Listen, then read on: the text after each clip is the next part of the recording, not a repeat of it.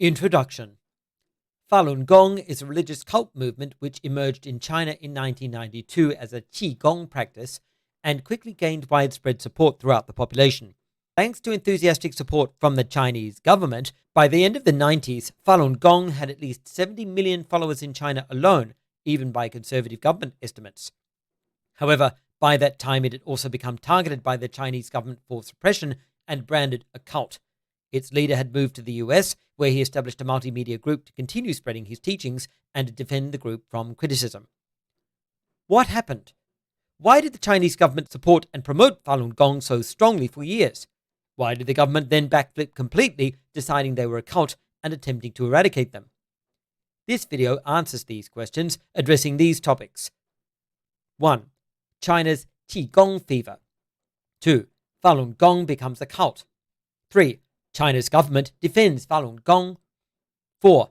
Falun Gong breaks with the government. Use the timestamps in the video description to navigate the content. China's qìgōng fever. Given the fact that the Chinese government is now at war with Falun Gong, it is highly ironic that the cult's rise to power and success was a direct product of years of enthusiastic support and promotion by the Communist Party of China during the 1990s. This is the part of the story the Chinese government doesn't mention when commenting on Falun Gong. It is an embarrassment to the government that Falun Gong is actually an enemy of the government's own creation. But to understand how this happened, we need to start with influential events which took place 70 years ago. In this section, I'm relying primarily on the 2007 book Qìgōng Fever by David A. Palmer, assistant professor at the University of Hong Kong's Department of Sociology, but I'm also using a number of other scholarly works, which you'll see cited on screen. During the 1950s, the Communist Party of China launched a huge public healthcare campaign. Lacking the infrastructure and resources to provide a sufficient number of trained medical professionals, they established a system of basic medical instruction for thousands of local physicians who were given enough education to teach simple health and hygiene principles and provide basic medical care, mainly in the form of first aid. The instruction given to these physicians was partly modern medical knowledge borrowed from the West and partly a very simplified collection of Chinese folk medicine, including herbal powders and potions, as well as various other traditional practices, such as acupuncture, based on non-scientific magical thinking. This simplified form of Chinese folk medicine became known, very inaccurately, as traditional Chinese medicine. See the video description for a short video I made explaining the 20th century invention of so-called traditional Chinese medicine. As a result of the party's adoption and promotion of Chinese folk medicine, public confidence in these traditional practices grew. This increased during the 1960s and 1970s when the government promoted folk medicine strongly, requiring all medical professionals to learn both so-called Western scientific medicine and traditional Chinese folk medicine.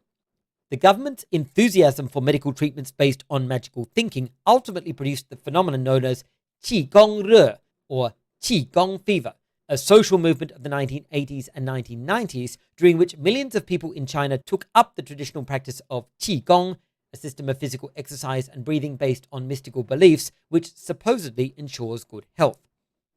Previously, qigong had been banned during the Cultural Revolution as the government considered it backwards and outdated, a relic of China's medieval past which had no place in the scientific socialism of modern China.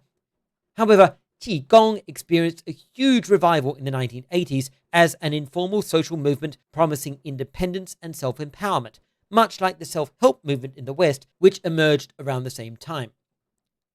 This new wave was eventually supported by the government, which took qigong so seriously that it created the Qigong Scientific Research Association in 1986 for the purpose of reviving qigong and demonstrating its value.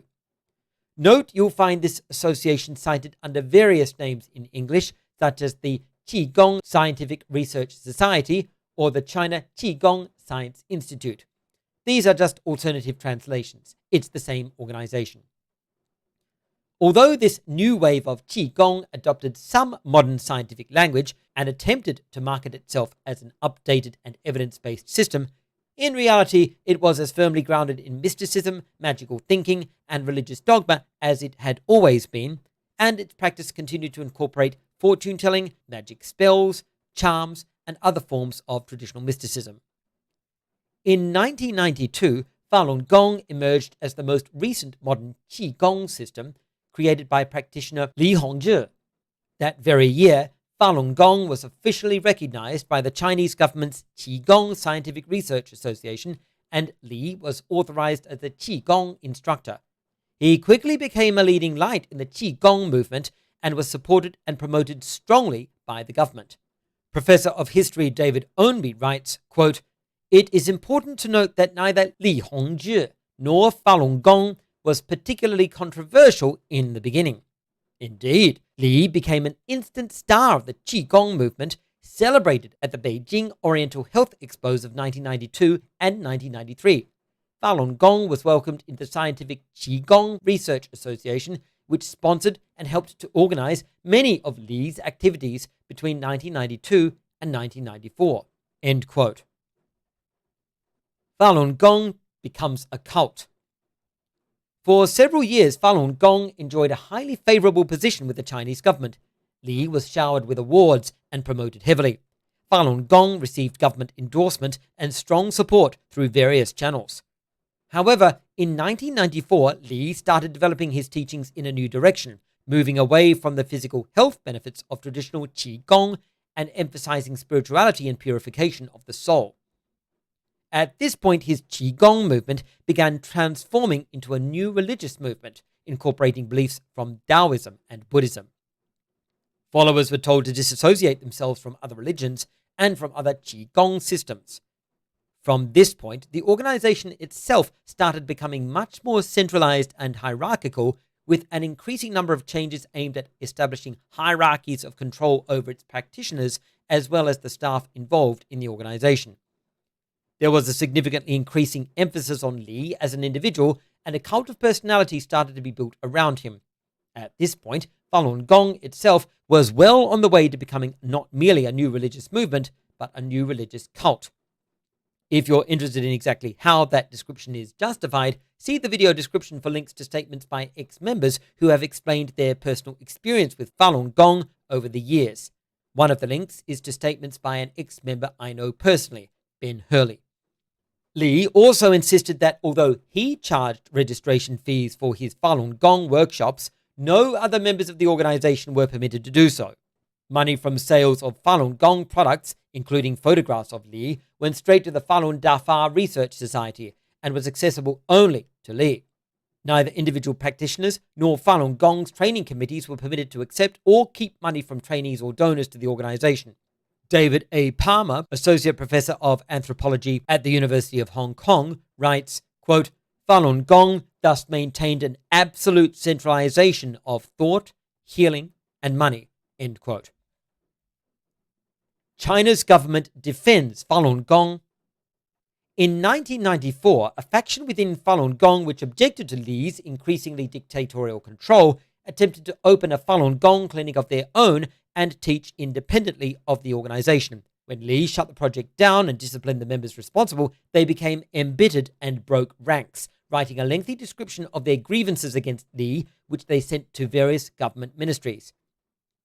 This report accused Li of a wide range of misdemeanors, both religious and secular, including false prophecies, false claims to supernatural powers, false claims of healing, failure to pay income tax, and charging fees for Falun Gong workshops which he kept for himself, despite insisting that no other Falun Gong practitioners were permitted to charge fees. In early 1995, the Falun Gong organization sent the government an official reply to these accusations.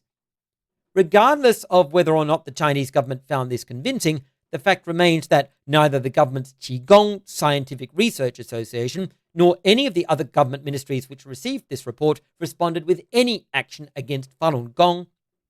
However, it should be noted that this report was kept on file since in 1999, when the Chinese government finally decided Falun Gong was an enemy of the state, it repeated all the same accusations against Li which it had ignored 4 years earlier in 1995. Meanwhile, government support for Falun Gong continued right through 1995. During that year, the state-run China Broadcasting and Television Publishing House published a brief biography of Li, praising him uncritically and strongly recommending Falun Gong to the public. Notably, the article commented that the government's Qigong Scientific Research Association, quote, had, after conscientious investigations, fully endorsed the theory, methods, and effectiveness of Falun Gong and accepted it as a school of Gong directly under the purview of the institute, end quote, as well as describing how this government association, quote, rendered much concrete support and assistance for the popularization and teaching of Falun Gong, end quote. The government article assured readers, quote, it is safe to practice Falun Gong. No practitioners of Falun Gong will suffer from adverse changes, end quote. The article also cited, quote, outstanding contributions, end quote, made by Li and Falun Gong, and observing Li had been, quote, honored with more awards than any other qigong master, end quote. This article, published by a state-run media outlet, also assured readers that Li had obtained supernatural powers giving him great abilities, citing examples of how he had used these alleged powers for the public good. This was in line with the Chinese government's approach to qigong and the supernatural during the qigong boom, during which time it was even argued that belief in the existence of such forces was entirely compatible with Marxist ideology, and that such supernatural concepts as yin and yang were a form of early Chinese dialectical materialism, a view which still exists in China in various forms today. It's worth wondering what the early modern Marxists, who insisted on the necessity of what they called scientific socialism, would have thought of a self-described socialist government endorsing a qigong practitioner's claims of supernatural powers. This is certainly socialism with Chinese characteristics. The willingness of the Chinese government to accept the existence of supernatural forces and the years of effort and money it poured into the research of what it called extraordinary powers really requires a video of its own.